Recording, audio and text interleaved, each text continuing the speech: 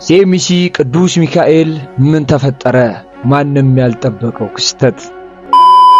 ብፁዕ አባታችን አቡነ ማትያስ ሽንት ቤት ውስጥ ወርቀው ተገኙ።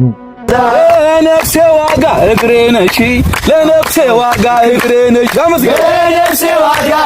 ሰላም ውድ የዩቲዩብ ተመልካቾቼ፣ ዛሬም ደግሞ በዩቲዩብ ቪዲዮ ወደ እናንተ ተመልሼ መጥቻለሁ። ሁሌም እንደምታደርጉት ይሄ ቪዲዮ መረጃ ለብዙ ኦርቶዶክሳውያን ባለማዕተቦች እንደርስ ላይክ እና ሼር በማድረግ እንዲጀምሩ ስል በሉል እግዚአብሔር ስም ጠይቃለሁ። ወቅታዊና አዳዲስ መረጃ ሀገራችን ኢትዮጵያን ተዋሕዶ ሃይማኖታችን በተመለከተ ዛሬም ወቅታዊና አዳዲስ መረጃዎችን ወደ እናንተ ልናደርስ ዝግጅታችንን ጨርሰን መተናል። እስከ መጨረሻው ድረስ እንድትከታተሉን ጋበዝናችሁ። እንኳን ለገናናው መልአክ ለቅዱስ ሚካኤል ዛሬ የገናናው መልአክ የቅዱስ ሚካኤል 12 ዓመታትን የፈጀው የኦርቶዶክሳውያን ትብብር የታየበት የገናናው መልአክ የቅዱስ ሚካኤል ቤት በዚህ ሰዓት እየተመረቀ ይገኛል። እግዚአብሔር አምላክ ይመስገን። እስቲ እቺን ቪዲዮ አይታችሁ እንመለስ። ሚካኤልን ስለምወድ እኔ አልደራደርም። ሚካኤል የማይል ሰው ካለ አስወጣለሁ ዛሬ። በሰማይም ሰልፍ ሆነ። ኦኬ፣ በሰማይ ሰልፍ ሆነ። እሺ፣ ሚካኤል እና መላእክቱም ዘንዶም ተዋጉ። ተዋጊ ነው። ይህ በጣም የምንወደው ተወዳጁ ነው። መልአክ ቅዱስ ሚካኤል ተዋጊ ነው። በሐሳብ መንገድ ሳታቋርጥ ትሄዳለህ። ሚካኤል ድረስልኝ ብለህ ስትጠራው የሐሳብህን ያህል ፈጥኖ ነው ይደርስልህ። ሚካኤል ብለህ ቃሉን ስሙን ጠርተህ ሳትጨርስ መልአኩ ካጠገብህ ነው።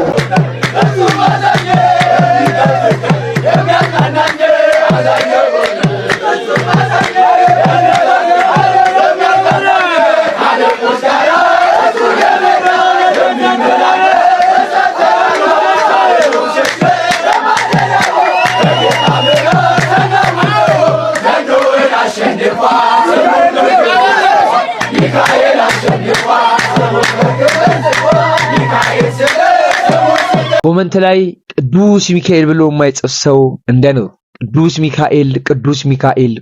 ሚካኤል እያላችሁ አጥለቅልቁት። ያሳደገን መልአክ፣ የረዳን መልአክ፣ የባህራንን የሞት ደብዳቤ የቀደደው ቅዱስ ሚካኤል በዛሬው ቀን የናንተን ያንተን ቅዱስ ሚካኤል የሞታችሁን ደብዳቤ ወደ ህይወት ይለውጥላችሁ። ቅዱስ ሚካኤል በህይወታችሁ በኑሯችሁ አለው ይበላችሁ። የኔ ረዳት መልአክ ቅዱስ ሚካኤል በህይወታችሁ በኑሯችሁ ላይ ይቅደምላችሁ። ቅዱስ ሚካኤል እያላችሁ አጥለቅልቁት። በሰዓት እንግዲህ ሰበር የሚባል መረጃ ተሰምቷል። ገናናው መልአክ ሴሚሲ ላይ የሚገኘው 12 ዓመታትን የፈጀው ከአፍሪካ አንደኛ የተባለው ግዙፉ ቤተ መቅደስ በዚህ ሰዓት እየተመረቀ ይገኛል። ክብሩን ሁሉ እግዚአብሔር አምላክ ይውሰድ ለማለት ፈልጋለሁ። እንግዲህ ዛሬ እንመለከታለን። የገናናው ቤት እየተመረቀ ነው። እሱንም እንመለከተናል። እንደዚሁም ደግሞ ብፁዕ አባታችን መተው መግለጫን በትናንትና በምሽት ለታ መስጠታቸውን እንግዲህ እየተመለከተ እንገኛለን። ጥምቀት ላይ ያለመገኘታቸውን ተመልክቶ ወጣቱ አባቶቻችን የት ናቸው? እየተሰራ ያለ ሴራ አለ እያለ ይገኛል ማለት ነው። አባታችን እንግዲህ ምንጣፍ አደናቅፏቸው መጸዳጃ ቤት በሚሄዱ ሰዓት እግራቸው ላይ እንግዲህ ትንሽዬ ጉዳት ደርሶባቸው አሁንም በሕክምና እርዳታ ላይ እንዳሉ ያስታውቃሉ። አባታችን እንዳመማቸውም ያስታውቃሉ ማለት ነው። እግዚአብሔር አምላክ አባታችንን ይማርልን። የአባታችን ረድኤታቸው በረከታቸው ቡራኪያቸው ይድረሰን ለማለት እፈልጋለሁ።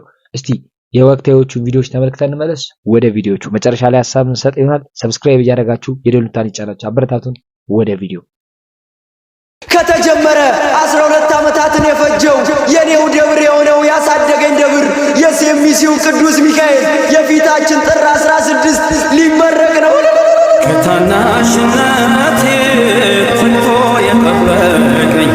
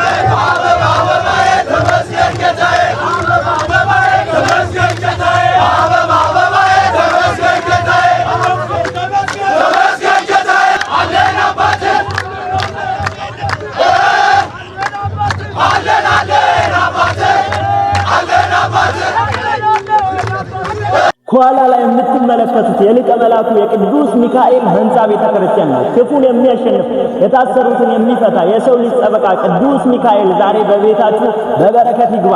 አሜን በሉት እስቲ ኮሜንት ላይ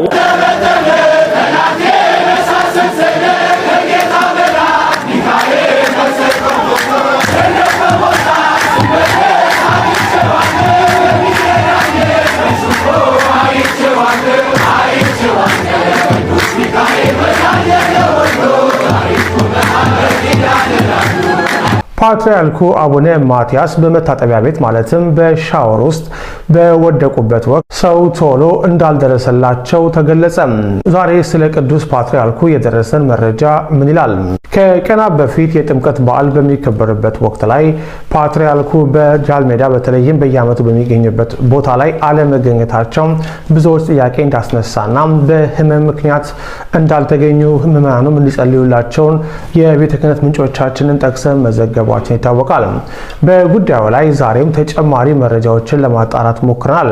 የቤተ ክህነት ምንጮች እንደነገሩን ከሆነ ቅዱስ ፓትርያርኩ ወደ መታጠቢያ ቤት በገቡበት ወቅት የመውደቅ አደጋ አጋጥሟቸዋል። በወደቁበት ወቅትም ሰው ቶሎ ስላልደረሰላቸው በቶሎ ወደ ሕክምና እንዳልተወሰዱና ያም ለህመሙ መጠንከር እንደ ምክንያትነት እንደተወሰደ ምንጮቹ ገልጸዋል። ፓትርያርኩ ሰርጀሪ እንደተደረገላቸው የገለጹልን ምንጮቻችን በአሁን ሰዓት ላይ እያገገሙ እንደሚገኙና ምዕመናኑ በጸሎት እንዲያግዛቸው ጠይቀዋል።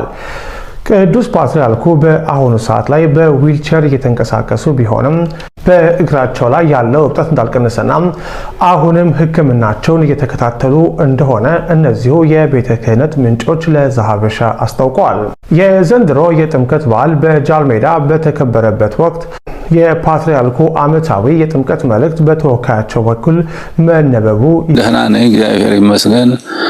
ጉዳዩ የሕክምናው ደህና እየተካሄደ ነው ያለው። እዛው አለመገኘቴ እኔም አዝናለሁ። በበዓላቱ በጥምቀቱ በዓል በተለይ አለመገኘቴ በጣም እኔም አዝናለሁ። የሆነ ሆኖ ግን ከአቅም በላይ ስለሆነ ነገር ሁሉ መገኘት አልቻልኩም። መውደቅ ችግር ደርሶ በሕክምና ላይ ነው ያለሁት። በዚህ ምክንያት ነውና እኔ ግን ደህና ነኝ እግዚአብሔር ይመስገን።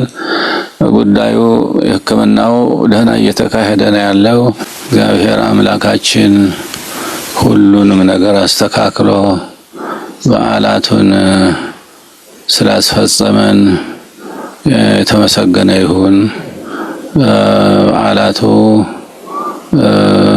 ልደቱም ጥምቀቱም ቃና ዘገሊላውም ሁሉም እነዚህ በዓላት በሰላም ተከናውነዋል። በዚህም እግዚአብሔር አምላካችን የተመሰገነ ይሁን። ይሁን እንጂ በአንድ አካባቢ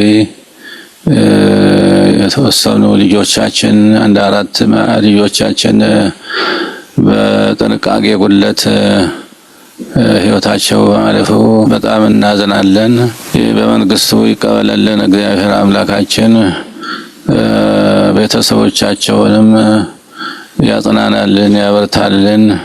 ለወደፊቱም ጥንቃቄ ያስፈልጋል። በእውነቱ እንደዚህ አይነቱ አደጋ እንዳይደርስ ጥንቃቄ ሊደረግ በጣም ያስፈልጋል። ቅዱሳን በዓላት በጥሩ ሁኔታ መፈጸማቸው በውስጥም ያሉ በውጭም ያሉ ኢትዮጵያውያን በሙሉ በየአጥቢያ ቤተክርስቲያናቱ በጥሩ ሁኔታ በመከናወናቸውም ብፁዓን አባቶች አስረድተውኛል። እኔም በሚዲያው ተከታትያለሁ እና ሁሉ ነገር የተቃና በመሆኑ እኔም ደስ ብሎኛል። እኔ በእነዚህ አበይት በዓላት አለመገኘቴ ያው የሆነ ነገር ችግር ስለገጠመኝ ያው ሁላችሁም በመጠኑም ቢሆን ሰምታችሁ ይሆናል እና በዚሁ ምክንያት በቦታው አልተገኘሁም እንጂ ሁሉንም ነገር ሪፖርት ደርሶኛል። በዚህም በእውነቱ ደስ ብሎኛል። እኔም እዛው አለመገኘቴ እኔም አዝናለሁ። በበዓላቱ በጥምቀቱ በዓል በተለይ አለመገኘቴ በጣም እኔም አዝናለሁ። የሆነ ሆኖ ግን ከአቅም በላይ ስለሆነ ነገር ሁሉ መገኘት አልቻልኩም። መውደቅ ችግር ደርሶ በሕክምና ላይ ነው ያለሁት። በዚህ ምክንያት ነውና እኔ ግን ደህና ነኝ፣ እግዚአብሔር ይመስገን። ጉዳዩ ሕክምናው ደህና እየተካሄደ ነው ያለው።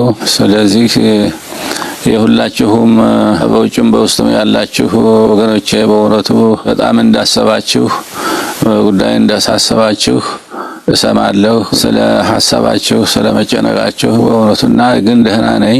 እነዚህን አበይት በዓላት በተለመደ ስላላደረግን ምክንያቱም ጤና ጉድለት ነው እንጂ እኔ በእውነቱ ደህና ነኝ ያለሁትና በዚሁ ምክንያት ሁላችሁም ያው በጸሎታችሁ እንደ አስቡን ደህና ሁኔታ ላይ እየደረስኩ ነው ያለሁት። አሁን እግዚአብሔር አምላክ ለሚመጣው ደግሞ በሰላም አቆይቶ ደረግ የሚገባውን እንድንፈጽም ያድርግልን እና እግዚአብሔር አምላክ በቸርነቱ ይጠብቀን።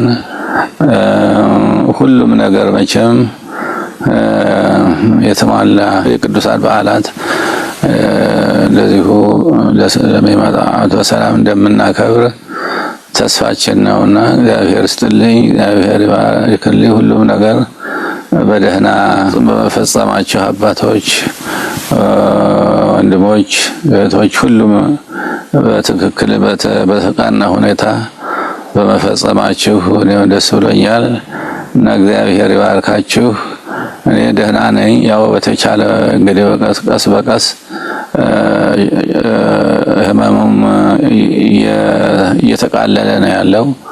በዚህ እንግዲህ እግዚአብሔር ፍጻሜውን ያሳየን እና እግዚአብሔር ይስጥልኝ። እንኳን እግዚአብሔር ሁላችን በሰላም አደረሰን፣ በዓላቱንም እንኳን በሰላም አስፈጸመን። አሜን። ከየት አመጣው መረጃውን? ከጠቅላይ ቤተ ክህነት ጽሕፈት ቤት ነው? ከቤተ ክህነት ነው? ይሄን መረጃ ከየት ነው ካላችሁኝ፣ እነዚህ መረጃዎች አገጣጥሜ ነው የምነግራችሁ። ይሄንን ልጅ ስሙት መጀመሪያ። ፓትርያርኩ አቡነ ማትያስ በመታጠቢያ አፍሪካ አንደኛ የተባለው ደብረ ጽባህ ቅዱስ ሚካኤል ቤተክርስቲያን 12 ዓመትን ከፈጀ በኋላ በዚህ ሰዓት መመረቁን እየተመለከትን እንገኛለን። በዚህ ሰዓት ብዙ ምስክርነትን እየተሰጠ ይገኛል። በኦርቶዶክሲያን ባለማተቦች ብዙ ሊቃነ ጳጳሳት በተገኙበት ይሄ ከአፍሪካ አንደኛ የተባለው ግዙፉ ቤተ መቅደስ በዚህ ሰዓት እየተመረቀ ይገኛል። እግዚአብሔር አምላክ የተመሰገነ ይሁን ማለት ነው። የአባታችንን መልእክት እንደተመለከታችሁ ነው። አሁን ደህና ነኝ። እንግዲህ ሕክምና እየተከታተልኩ ነው የምገኘው። በቅርቡ መጥቼ ቡራኬ እሰጣችኋለሁ ልጆቼ። ጥምቀት በዓልም በሰላም መጠናቀቁ ሪፖርቶች ደርሰውኛል። እግዚአብሔር አምላክ ሀገራችን ኢትዮጵያን ተዋሕዶ ሃይማኖታችንን ይጠብቅ ብሏል። የአባታችን ቡራኬያቸው ረድኤታቸው ይደርብን ማለት ነው። ብዙ ኦርቶዶክሲያኖችን ያስደነገጠ ነበር። አባታችን እንግዲህ ቀርተው የሚያጡትን በጥምቀት በዓል ላይ እንግዲህ በጃል ሜዳ ለመገኘታቸው ብዙ ሀሳቦችን ሲፈጠር እንደነበረ ተመልክተናል ማለት ነው። እንግዲህ እንደነዚህ አይነት አባቶቻችንን ለማስረሳት እየተደረጉ ያሉ ብዙ ሴራዎች እንዳሉ እየተመለከተን እንገኛለን። እኛ አባቶቻችንን መቼም አንረሳቸውም። እንግዲህ ይሄ የጥር ወቅት ብዙ ሰማዕታት የሞቱበት ብዙ ኦርቶዶክሲያን ባለማተቦች ስለ ቅድስት ቤተክርስቲያን ብለው አጥንታቸውን የከሰከሱበት ደማቸውን ያፈሰሱበት እንደሆነ ይታወሳል። በዚህ እንግዲህ የዚህ እንግዲህ እንደሆነ ይታወቃል። የዚህም እንግዲህ ፊት ቀደም የሚሆኑት ጥር 27 ቀን ስለ ቅድስት ቤተክርስቲያን አንገታቸውን ለሰይፍ አሳልፈው ደረታቸውን ለጥይት አሳልፈው የሰጡ የሻሸመኔ ሰማዕታት ናቸው። እንግዲህ በይፋ ባይዘከሩም እነዚህ ሰማዕታትን እኛ የምንዘክራቸው የምናስባቸው ይሆናል። ኦርቶዶክሲያን ባለማተቦች እነዛ ወይ በላ ማርያምን ለማስገባት ከ4 ዓመት በፊት የሞቱትንም ሰማዕታት አንረሳቸው መንዘነጋቸው። በዛሬው ዕለት እንግዲህ ለእነዚህ ኦርቶዶክሲያን ባለማተቦች የሻማ ማብሪያ ስነ ስርዓት ይደረጋል። የዛሬ ሳምንት ታቦተ ሕጉን እንግዲህ ከመንበረ ክብር ወጥቶ ህዝቡን ሊባርክ ወደ አደባባይ በሚወጣበት ሰዓት ሰረገላ በመግፋት ላይ የሚገኙ የኮየ ፈጬ ነዋሪዎች ወጣት ማህበሮች እንግዲህ በድንገት ባጋጠመ ኤሌክትሪክ አደጋ 4ቱ ወዲያው ሲሞቱ 2ቱ እንግዲህ በሕክምና እርዳታ ላይ እንደሚገኙ እየተመለከትን እንገኛለን። አሁን ይህንን ቪዲዮ ጨርሼ በመውጣበት ሰዓት እንግዲህ ወደ ሻማ ማብራት ስነ ስርዓቱ እንደዚሁም ወዳጅ ዘመዶቻቸውን የማጽናናት የድጋፍ ፕሮግራም ልናደርግ ተሰብስበን ልንሄድ ስለሆነ በሁላችሁም በጸሎታችሁም ታስቡን ስል በሉል እግዚአብሔር ስም ጠይቃለሁ። ሰማዕታትን ብንረሳቸው ቀኛችን ትርሳን፣ ሰማዕታትን ብንረሳ ማምላክ ወላዲተ አምላክ ድንግል ማርያም ትርሳን። የሰማዕታቱ ረድኤታቸው በረከታቸው ይደርብን። ሰማዕታት እንጂ አንቆጥርም ሬሳ፣ አምነው የሞቱትን ስለማንረሳ እንደሚታረድ በግ እንዲሁ ዝም ያልነው ልብሳችንን ሸጠን ሰይፍ እንዳንገዛ ነው። ስለ ቅድስት ቤተክርስቲያን ብዙ ቢባልም ያንሳታል። ለዚህ ቅዱስ ቤተክርስቲያን እየተከፈለ ያለው መስዋዕትነት በጣም ከሚባለው በላይ ትንሽ ነው። ኦርቶዶክሳውያን ባለማዕተቦች ማለት ነው። እነዚህ ሰማዕታት ልብሳቸውን ወይም ጫማቸውን፣ ጌጣቸውን፣ አምባራቸውን፣ ወርቃቸውን፣ ጌጣቸውን አይደለም የሚሰጡት እንደ ነፍስ የሚሳሱላትን ውዲቷ ነፍሳቸውን ነው።